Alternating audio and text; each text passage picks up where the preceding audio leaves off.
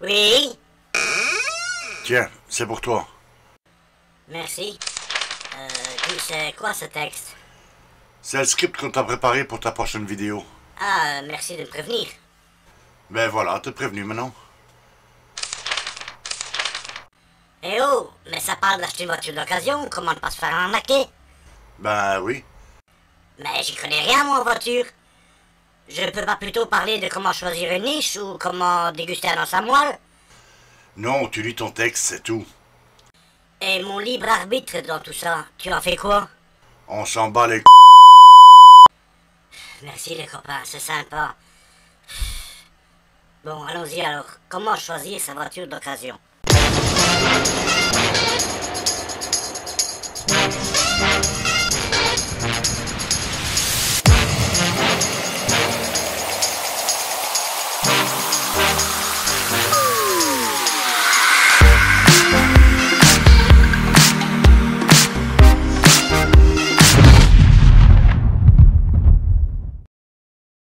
Bonjour à tous. Aujourd'hui, on m'a demandé de vous parler de comment choisir sa voiture d'occasion. Et je vous le dis tout de suite, c'est contre mon gré que j'ai fait cette vidéo. Lis ton texte sans faire de commentaires. Comme si vous ne savez parler à pattes comme moi. Non mais, est-ce que j'ai besoin d'une voiture, moi? Bien sûr que non. Mais c'est à moi qu'on demande de vous présenter cette vidéo. Essayez de comprendre. Bon, soit. L'achat d'une voiture d'occasion est semé d'embûches et de pièges. Mais c'est quoi ce texte? L'achat d'une voiture d'occasion est semé d'embûches et de pièges. Ils vont juste acheter une voiture, ils vont pas explorer la jungle amazonienne. Contente-toi de suivre le script. Bon, j'en étais où, moi? Ah oui, là. Je vais essayer de vous expliquer comment faire pour minimiser les risques de vous faire rouler dans la farine. J'ai bien dit minimiser, pas exclure tous les risques. En effet, ni vous ni moi ne sommes dans le moteur et ne pouvons prédire exactement les pannes qui vont se produire dans l'avenir. C'est comme quand vous dégustez un bon os à moelle, vous ne savez pas d'avance... Lis ton texte sans ajouter de commentaires dont les gens n'ont que faire. Mais c'est pour illustrer. Le texte! J'en ai marre qu'on me traite comme un chien. Bon, j'en étais où? Donc, pour mettre toutes les chances de votre côté lors de l'achat d'un véhicule d'occasion, commencez déjà par vous demander quelle voiture vous aimeriez acheter. La marque, le type, le carburant, la couleur, tout du moins déjà vous faire une idée de quel modèle vous voulez acquérir. Une fois ce choix fait, allez sur internet et regardez la valeur moyenne de ces véhicules choisis. Regardez bien sûr pour des véhicules comparables, même cylindrée, année, même finition, etc. Et tu veux pas que je leur tienne la main aussi, tant qu'ils font leur recherche, non? Ton texte! Une fois ce prix moyen connu, vous pouvez commencer vos recherches. En fait, j'ai fait la même chose pour acheter mes croquettes. Je compare... Ton texte, j'ai dit! Oui, ça va. Je lis ton texte à la con. Bon. Les journaux, toutes boîtes, internet, les marchands, etc. Tous peuvent vous proposer le véhicule recherché à plus ou moins dans vos prix. Ça te va comme ça? Ouais, ça va. Bon, à ce stade, c'est juste le feeling qui va jouer. La voiture que vous avez vue sur un tel site semble parfaitement correspondre à ce que vous recherchez. Ok, on y va donc. Premièrement, allez voir la voiture en plein jour, par beau temps, et demandez à voir la voiture à l'extérieur, et non pas sous la lumière artificielle, qui pourrait adoucir certains défauts dans la carrosserie. Secondo, inspectez la carrosserie extérieure. Y a-t-il des griffes ou bosses? Des éclats dans le pare-brise? Prenez le temps de bien faire le tour de la carrosserie.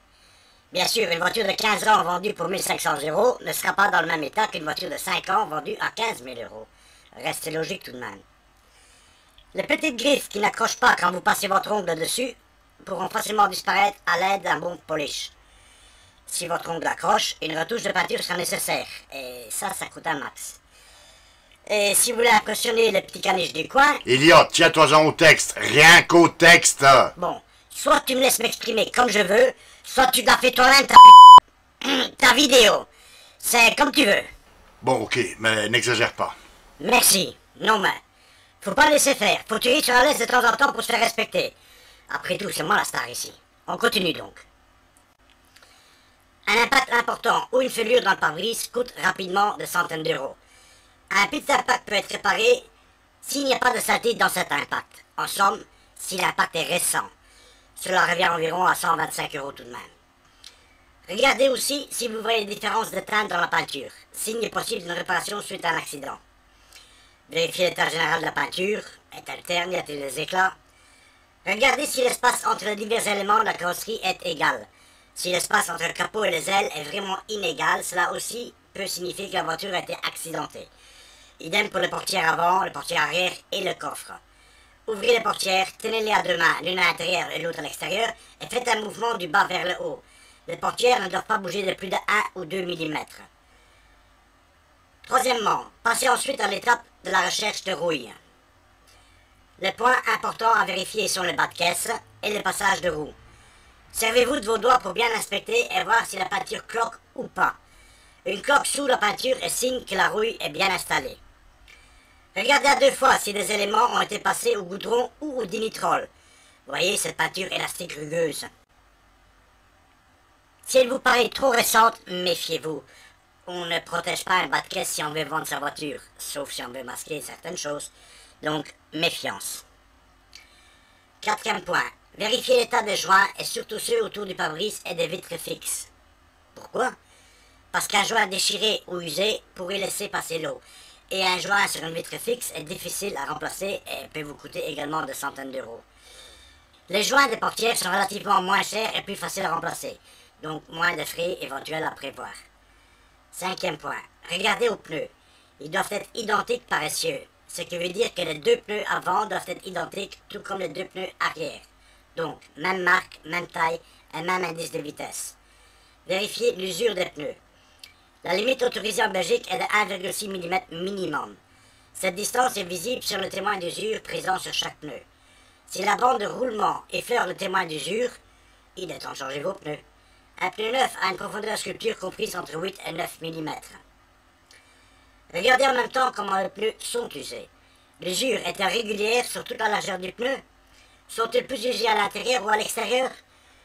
Si l'usure est plus marquée à l'intérieur ou à l'extérieur, cela trahit un problème lié aux amortisseurs ou un mauvais réglage de la géométrie. Si une géométrie reste abordable, aux environs de 50 €, le remplacement de vos amortisseurs avant ou arrière vous coûtera aux environs de 400 € pour une petite citadine.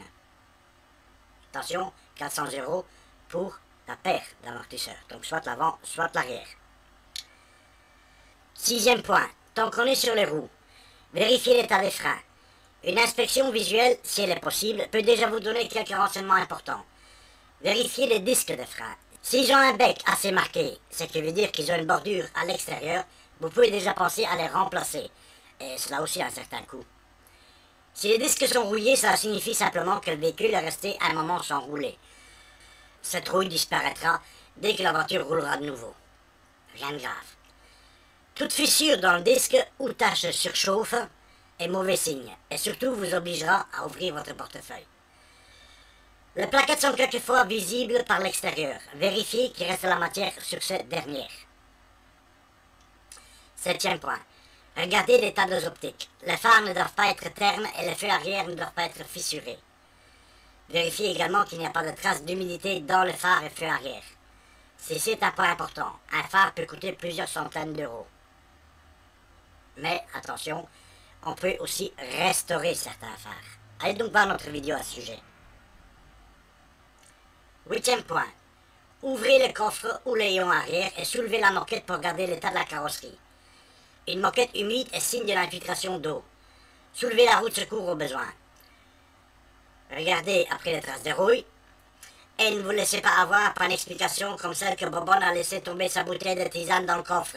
On ne nous la fait pas à nous. Donc on y est. Vérifiez l'état des cloches d'amortisseur si c'est possible. Soulevez également le capot moteur et vérifiez s'il y a des traces de rouille sur la partie interne de la carrosserie. Tout comme à l'arrière, vérifiez également l'état des cloches d'amortisseur. Tant qu'on est dans le compartiment moteur, regardez l'état général du moteur. Y a-t-il des traces de fuite d'huile au niveau des joints? Vérifiez l'état d'usure de la courroie de distribution. Cette dernière est à remplacer environ tous les 120 000 km ou tous les 8 ans. Les marquages sur la courroie de distribution peuvent vous donner une bonne indication sur son état d'usure. Les marquages sont-ils bien lisibles ou sont-ils totalement effacés? Dans ce dernier cas, votre courroie de distribution est à remplacer d'urgence et c'est une opération assez coûteuse. Cette courroie est un élément vital dans le moteur. Si elle vient à casser, vous risquez de devoir remplacer le moteur en lui-même. Et dois-je vous dire que ça risque de vous coûter un bras? Malheureusement, dans la plupart des voitures aujourd'hui, elle n'est pas visible sans démonter au moins un cache. Mais si le vendeur est honnête et n'a rien à cacher. 9e point. Tant que vous êtes dans le compartiment moteur, vérifiez le joint de culasse. Pour vérifier son état, regardez dans le vase d'expansion. Plongez-y un os. Non, pas un os, un doigt, je voulais dire un doigt. Le liquide est-il clair et fluide ou est-il visqueux et d'une teinte jaunâtre ou noirâtre même? Ôtez également le bouchon d'huile. Est-ce que de la mayonnaise y est présente? Si tel est le cas, oubliez cette voiture. Même si ce n'est pas le cas, ça ne veut pas dire que votre joint de culasse est en bon état. Certaines voitures sont équipées d'une plaque anti-éclaboussure qui empêche la mayonnaise de remonter. En fait, quand on parle de mayonnaise, c'est en réalité les mélanges d'eau et d'huile qui donnent cet aspect. Un autre moyen de voir si le joint de culasse est en état est de mettre le moteur en route à froid et de regarder dans le vase d'expansion si les bulles d'air remontent. La présence de bulles d'air est mauvais signe. 10e et dernier point. Tant que la voiture est en route, avancez celle-ci de quelques mètres pour voir si vous voyez des traces d'huile ou d'eau en dessous. Ce qui voudrait dire que cette voiture a des pertes d'huile ou de liquide de refroidissement. Et dans les deux cas, le contrôle technique vous le signifiera. Bon. Terminé pour l'extérieur, passons à l'intérieur de la voiture. L'aspect visuel de l'intérieur peut vous renseigner sur le soin apporté à la voiture. Mais attention, le propriétaire ou le garagiste a aussi pu nettoyer l'intérieur avant votre passage. Mais bon, regardez si les sièges sont déchirés. Regardez l'état du ciel de toit de la voiture et de l'ordre de propreté en général. Vérifiez toutes les commandes électriques, les commandes de vitres, les toits ouvrants, chauffage et climatisation d'air. Testez tous les boutons un par un. Pour vérifier l'état de la climatisation, enclenchez les climatiseurs, mettez les réglages sur la température la plus basse. Et, moteur allumé, mettez la main devant une bouche d'aération. L'air qui en sort doit être nettement plus froid que l'air ambiant.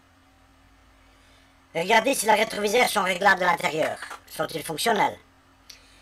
À l'allumage de la voiture, tous les témoins du tableau de bord doivent s'allumer pour s'éteindre quelques instants plus tard. Un témoin rouge reste allumé, les frais sont à prévoir d'urgence. Un témoin reste éteint lorsqu'on met le contact. Cela peut vouloir dire qu'on essaie de vous cacher un problème. Il n'est pas difficile d'ôter une ampoule de tableau de bord pour vous induire en erreur, et cela peut être un problème majeur, souvent coûteux. Un témoin orange attire votre attention sur un problème secondaire, qui n'est pas pris en compte par le contrôle technique, mais qui risque de vous préparer à des frais dans l'avenir. Attention donc.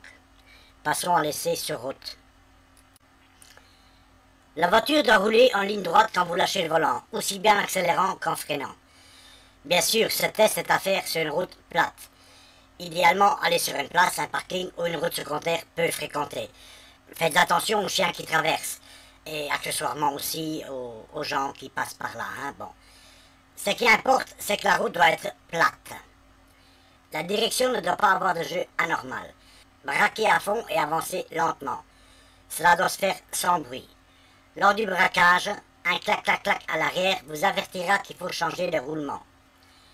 Testez le frein. La voiture doit ralentir et stopper proprement, sans à-coups ni bruit anormal. La boîte à vitesse doit être souple et vous devez savoir passer toutes les vitesses sans craquement et accroc. Un petit bruit lors du passage à la marche arrière peut être normal. Les vitesses de boîte automatique doivent passer de manière fluide également.